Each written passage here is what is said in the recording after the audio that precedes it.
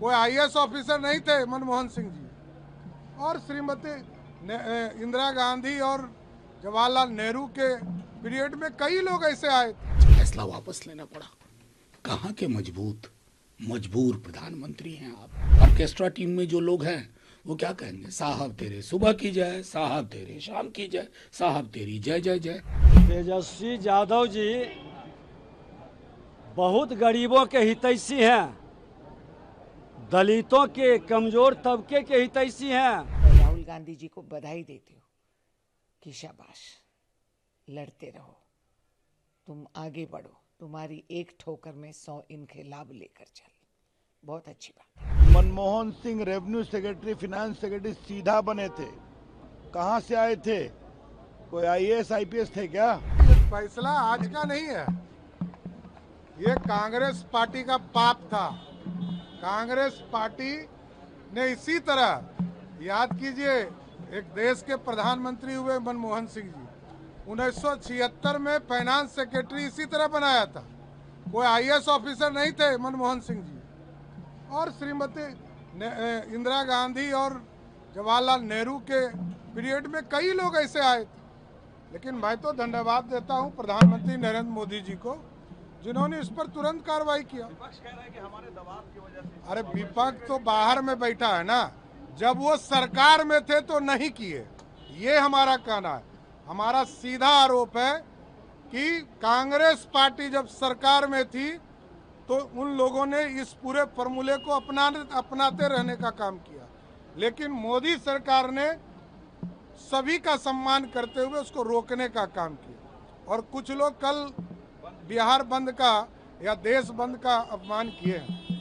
आप सोचिए कि जब देश के यशस्वी प्रधानमंत्री जी के कैबिनेट में ये तय हो गया कि हम जो एससी और एसटी वर्ग के जो सुप्रीम कोर्ट का एक आदेश आया उस पर कोई हम रिवीजन नहीं करेंगे, ये नियम पूरी तरह लागू रहेगा, तो बंद करने का क्या सवाल उठता। जब भारत की सरकार ने तय कर दिया, नरेंद्र मोदी जी की सरकार ने तय कर दिया कि एससी एसटी के किसी भी मामले में कोई छूने का काम सरकार नहीं करेगी, तो फिर बंदी क्यों है, ये मैं जानना चाहता हूँ। पूरे देश की जीत है भाई।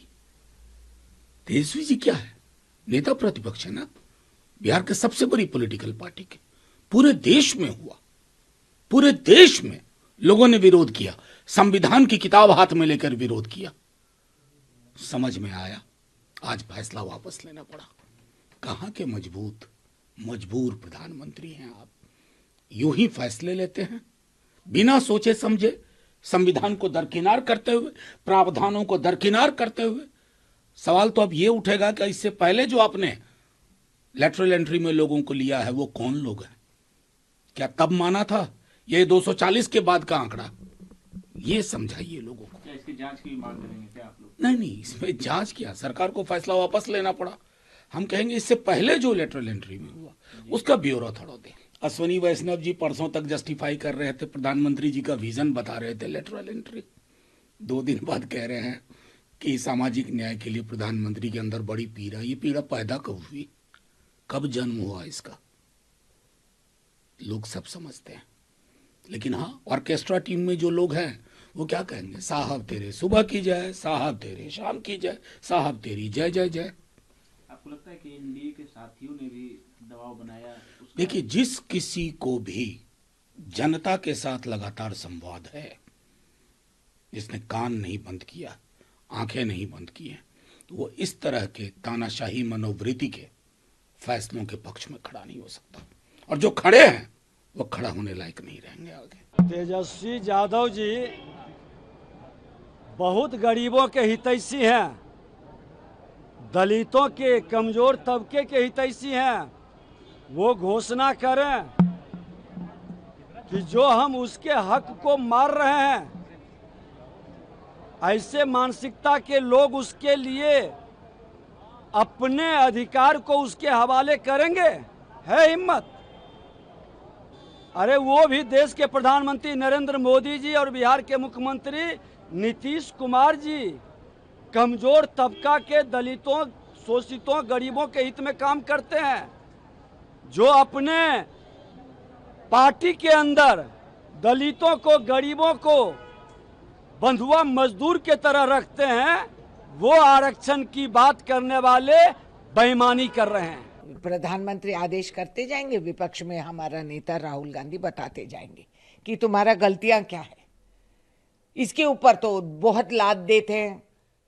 राहुल गांधी को जिस तरह सताना है, जिस तरह उनको बेइज्जती करना है, कहीं और बिठा दे, उनका घर निकाल दे, उनका पद निकाल दे, ये बहुत करे हैं।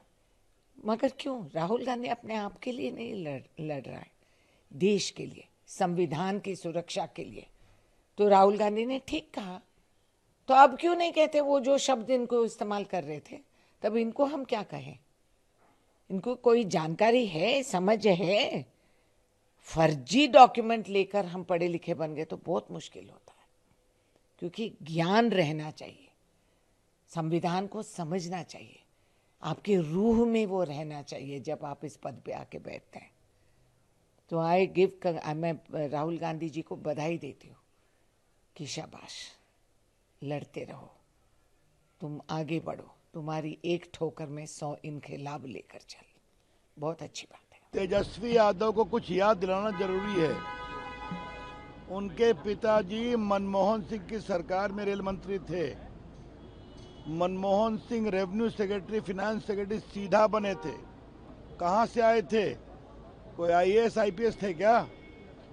विजय केलकर बने वित्त सचिव, बाहर से आए थे ना। पूरे कांग्रेस का इतिहास भरा हुआ है। मोन्टेक सिंह अहलुवालिया कहाँ से आए थे? वित्त विभाग के बड़े बड़े सचिव बने, वो भी बाहर से आए थे। तेजस्वी बाबू, थोड़ा होमवर्क करना सीखिए। यहाँ तो हमारे मोदी जी ने स्पष्ट कहा, पिछड़ों के हक पर हम कोई हमला नहीं होने देंगे। उसको कैंसिल किया जो यूपीएससी ने कोशिश की थी। उसी प्रकार से क्रीमी लेयर के सुप्रीम कोर्ट के फैसले को कहा, ये हमें मान्य नहीं है। एससी एसटी का हम पूरा सम्मान करते हैं। ये मोदी जी हैं। और वैसे क्या आरक्षण पर बोलते हैं तेजस्वी बाबू? आरक्षण का तो एकमात्र लाभ आपके परिवार को मिलता है, जहां पर पार्टी की नंबर 1 की कुर्सी आरक्षित है। For more of such videos, do like, share and subscribe to ET Now Swadesh.